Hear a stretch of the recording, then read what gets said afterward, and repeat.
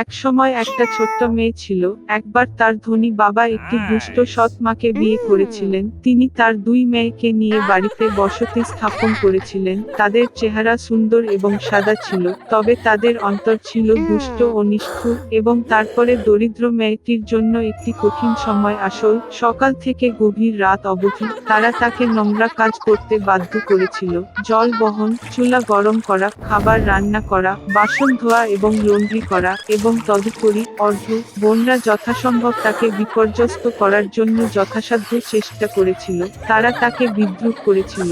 ছাইয়ের মধ্যে মটর এবং গম পোড় এলেছিল এবং তাকে বসে তাদের তুলে নিতে হয়েছিল। সন্ধ্যায়, যখন সে কাজের ক্লান্ত হয়ে পড়েছিল, তখন তাকে বিছানায় নয়, চুলায় পাশে ফ্লোরে যেতে হয়েছিল।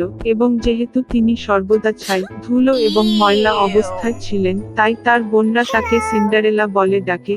কিন্তু একদিন এমন ঘটনা ঘটেছিল যে রাজা একটি ভোজ শুরু করলেন, যা পুরো 3 দিন ধরে চলবে বলে মনে করা হয়েছিল, এবং দেশের সমস্ত সুন্দরী মেয়েদের ছুটিতে ডেকেছিলেন যাতে তার পুত্র নিজের জন্য একটি কনে বেছে নিতে পারে। যখন নামকরণ করা দুই বোনরা জানতে পারল যে তারাও ভোজে আসতে পারে, তখনই তারা তাৎক্ষণিকভাবে পোশাক পরতে শুরু করে। সিন্ডারেলাও নাচতে যেতে চেয়েছিল, তবে তার সৎ মা তাকে যেতে দেয়নি, কারণ তার কোনো পোশাক বা জুতো ছিল না এবং সে নোংরা ছিল।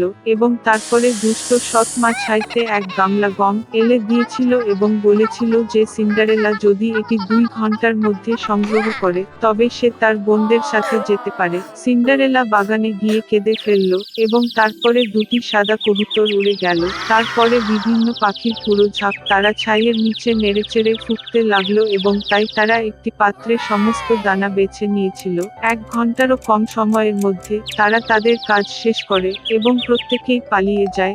সিন্ডারেলা তার সৎ মায়ের কাছে একটি বাটি নিয়ে এসে ভোজ খেতে শুরু করে ভেবে আনন্দ করতে লাগলো, কিন্তু তার সৎ মা তাকে যেভাবেই হতে দেয় না। তিনি সিন্ডারেলার দিকে তার মুখ ফিরিয়েছিলেন এবং তার 2 কন্যাকে নিয়ে তাড়াতাড়ি বল হাতে যান। বাড়িতে যখন আর কেউই রইল না, সিন্ডারেলা মেঝেতে বসে কাঁদতে কাঁদল, এবং তারপরে দুটি সাদা কবুতর উড়ে গেল। তারপরে বিভিন্ন পাখির পুরো ঝাঁক, এবং তারা তাদের পোশাক এবং জুতা ফেলে দিন চকচকে এবং সমস্ত সোনায়। তিনি তাড়াতাড়ি এই পোশাক পরে এবং কনের কাছে এসেছিলেন। তারা তার সৎবধূ এবং সৎ মা দেখেছিল এবং ভেবেছিল এটি অবশ্যই কিছু অদ্ভুত রাজকন্যা হতে পারে। তিনি তার সোনার পোশাকে খুব সুন্দর ছিলেন। এটি তাদের কাছে কখনো ঘটেনি যে এটি সিন্ডারেলা। রাজকুমার তার সাথে দেখা করতে বেরিয়ে এল, তার হাত ধরল এবং তারা নাচতে লাগলো, এবং সিন্ডারেলাকে তিনি এত পছন্দ করেছেন যে তিনি অন্য কোনো মেয়ের সাথে নাচতে চান না। তিনি সন্ধ্যা অবধি নাচলেন এবং বাড়ি ফিরে যেতে চেয়েছিলেন, কিন্তু রাজপুত্র তাকে দেখতে চেয়েছিল। তিনি জানতে চেয়েছিলেন কে এই সুন্দর মেয়েটি এবং তিনি কোথায় থাকেন, কিন্তু সিন্ডারেলা তার কাছ থেকে পালিয়ে দোপকোটে উঠে গেলেন। রাজকুমার কপোতিরকে ধ্বংস করার নির্দেশ দিয়েছিলেন, কিন্তু তাতে কেউ ছিল না, এবং তার কাছাকাছি কোথাও তিনি তার সুন্দর অপরিচিত পাওয়া যায়নি। কেউ অনুমান করতে পারে না যে সিন্ডারেলাকে কবুতর দ্বারা উদ্ধার করা হয়েছিল যে তাকে বাড়িতে নিয়ে গেছে। রাজকুমার মন খারাপ করে মাথা নিচু করে প্রাসাদে গেল, এবং হঠাৎ তিনি একটি জুতো দেখতে পেলেন। এটি উপরে তুললেন। এটি এত ছোট এবং মার্জিত এবং খাঁটি সোনার সমস্ত ছিল।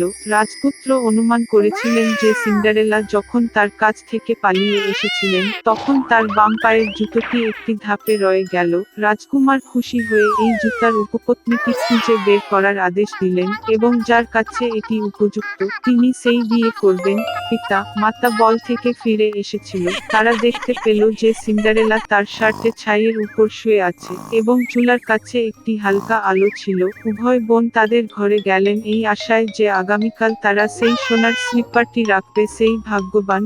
পরের দিন, রাজপুত্র তাদের বাড়িতে এসেছিলেন এবং বলেছিলেন যে যে কেউ তার ভবিষ্যতের স্ত্রীর জুতো চেষ্টা করতে চায় তাদের বেরিয়ে আসা উচিত। 2 বোন বাইরে এসেছিল, এবং সৎ মামা সিন্ডারেলাকে ঘরে তালা দিয়েছিল এবং তাকে বাইরে বেরোতে দেয় না। বড় বোন এটি চেষ্টা করে, একটি ছোট জুতো। ছোট বোন এটি চেষ্টা করে, জুতো দুর্দান্ত।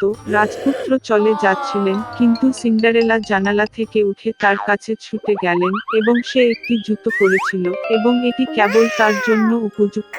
রাজপুত্র তার চোখে তাকালো এবং তার মধ্যে খুব সুন্দরী মেয়েটি চিনলেন যার সাথে তিনি নাচলেন। তিনি সিন্ডারেলাকে নিয়ে গেলেন, তাকে একটি ঘোড়ায় চাপালেন এবং তার সাথে একটি বিবাহ খেলতে রাইড করলেন এবং তিনি বোন এবং সৎ মাকে তাদের বাড়িতে তালাবদ্ধ করার নির্দেশ দিয়েছিলেন এবং তাদের কখনোই সেখানে থেকে বেরোন না। তাদের কুৎসা ও প্রতারণার জন্য এভাবেই তাদের শাস্তি দেওয়া হয়েছিল। একসময় একটা পুরানো ছাগল ছিল, তার 7টি বাচ্চা ছিল। তিনি তাদের যতটা ভালোবাসতেন ঠিক তেমনি একজন মা তার সন্তানদেরও ভালোবাসেন। সে বনে যাচ্ছিল, দুপুরের খাবারের জন্য গুল্ম এবং ডাল নিয়ে আসছিল। তিনি তার সমস্ত বাচ্চাদের ডেকেছিলেন এবং দুষ্ট নেকড়ে থেকে ভয় পাওয়ার জন্য তাদের সতর্ক করেছিলেন। সে প্রায়শই ভান করে, তবে আপনি তাৎক্ষণিকভাবে তার অভদ্র কণ্ঠ এবং কালো পাঞ্জা দিয়ে তাকে চিনতে পারবেন। বাচ্চারা সমস্ত কিছু বোঝে এবং তাদের মাকে আশ্বাস দেয় যে তারা খুব যত্নবান হবে। পুরানো ছাগল শান্তভাবে রওনা। অল্প সময় কেটে গেল, হঠাৎ কেউ দরজায় কড়া নাড়ল এবং একটি অভদ্র কণ্ঠে চিৎকার করল যে বাচ্চাদের তাৎক্ষণিকভাবে এটি খোলার উচিত, কিন্তু রুক্ষ স্বর থেকে বাচ্চারা বুঝতে পেরেছিল যে এটি একটি নেকড়ে।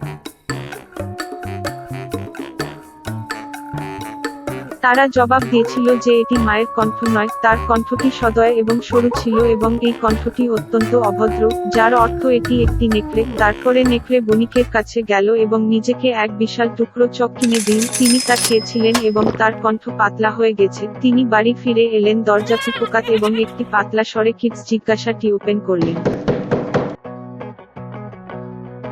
নেকড়ে জানালার পা রেখেছিল এবং অপেক্ষা করে। বাচ্চারা তাকে দেখে এবং উত্তর দিয়েছিল যে মায়ের পাঞ্জা কালো নয়, সাদা ছিল, যার অর্থ এটি একটি নেকড়ে। অতঃপর নেকড়ে দৌড়ে বেকারির কাছে গেল এবং তাকে কিছুটা আটা দিতে বলল। নেকড়ে তার পাটাকে আটা দিয়ে অভিষেক করল। গিলেন তৃতীয়বারের মতো দরজার কাছে এসে তার সাদা পাটি জানালায় রেখে নক করলেন।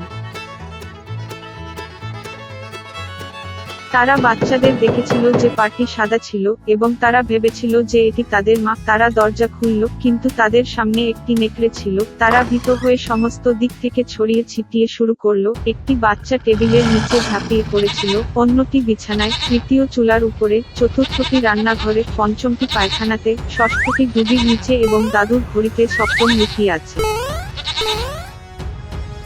কিন্তু নেকড়ে সব খুঁজে পেয়েছিল, তার চোয়াল খুলেছিল এবং একে একে গ্রাস করেছিল। কেবলমাত্র একটি জিনিস তিনি খুঁজে পেলেন না, সবচেয়ে কনিষ্ঠ, যিনি ঘড়ির মধ্যে লুকিয়েছিলেন। তার ভরাট খেয়ে নেকড়ে চলে গেল। সে গাছের নিচে সবুজ ঘাড়ে প্রসারিত হয়ে ঘুমিয়ে পড়ল। শীঘ্রই বন থেকে একটি পুরানো ছাগল বাড়িতে এল। ওখানে কি দেখেছিল? দরজা প্রশস্ত ছিল। টেবিল, চেয়ার, বেঞ্চগুলি উল্টে দেওয়া হয়েছিল, ওয়াশবেসিনটি ভেঙে দেওয়া হয়েছিল, বালিশ এবং কম্বল বিছানা থেকে ফেলে দেওয়া হয়েছিল। তিনি তার বাচ্চাদের সন্ধান করতে শুরু করলেন, কিন্তু সে কোথাও খুঁজে পেল না। আমি তাদের নামে ডেকেছিলাম, কিন্তু কেউ উত্তর দেয়নি। তিনি ঘড়ির কাঁটা পর্যন্ত উঠেছিলেন এবং এর প্রতিক্রিয়ায় কনিষ্ঠ বাচ্চাটির একটি পাতলা স্বর ছিল। তিনি তাকে সেখানে থেকে নিয়ে গিয়েছিলেন এবং তিনি বলেছিলেন যে একটি নেকড়ে এসে সবাইকে খেয়ে ফেলল। ছাগলটি কিভাবে তার দরিদ্র বাচ্চাদের জন্য কাঁদল। অবশেষে সে বাসা থেকে চলে গেল এবং সবচেয়ে কনিষ্ঠ ছাগল তার পিছনে ছুটল। তিনি ঘাড়ে ঘাটে এসে দেখলেন একটি নেকড়ে গাছের কাছে শুয়েছিল যাতে ডাল কাঁপছে। তিনি চারদিক থেকে তার দিকে তাকিয়ে দেখলেন যে তার খোলা পেটে কিছুটা চলছিল এবং ভেসে উঠছে। তিনি অনুমান করেছিলেন যে এগুলি তার সন্তান এবং তারা এখনো বেঁচে থাকতে পেরে খুব খুশি হয়েছিল। তিনি বাচ্চাটিকে যত তাড়াতাড়ি সম্ভব বাড়িতে চলে যেতে এবং কাঁচি, একটি সূচ এবং সুতো আনতে বললেন। এরপরে ছাগলটি নেকড়েদের পেট কাঁচি দিয়ে কাটল এবং সেখানে থেকে একটি বাচ্চা তার মাথা আটকে গেল এবং তারপরে অন্যরা লাফিয়ে উঠল। 6টি, এবং তাদের সাথে খারাপ কিছু ঘটেনি। কি আনন্দ ছিল! তারা মাকে জড়িয়ে ধরে লাফিয়ে লাফিয়ে নাচতে লাগল। তারপরে বৃদ্ধা ছাগলটি বলল যে ঘুমন্ত অবস্থায় নেকড়েটিকে পাঠ শেখানো ভালো লাগবে। তারা পাথর টানলো এবং নেকড়েদের পেটে ভরিয়ে তুলল। একটি পুরানো ছাগল তার পেট সেলাই করেছে, কিন্তু সে কিছুই লক্ষ্য করেনি, এমনকি কখনো সরেনি। নেকড়ে ঘুমিয়ে গেল, তার পায়ে গেল এবং তার পেটে এমন তৃষ্ণা অনুভব করলো যে সে কূপ থেকে জল খাওয়ার সিদ্ধান্ত নিয়েছে। তিনি সবেমাত্র কূপের নিকটে গেলেন, জলের দিকে নেমে গেলেন এবং ভারী পাথর তাকে কূপের নিচে টেনে আনলো। 7টি বাচ্চা এটি দেখে এবং তাদের মায়ের সাথে আনন্দে নাচতে শুরু করে। এভাবেই তারা দুষ্ট নেকড়েকে একটি পাঠ শিখিয়েছিল।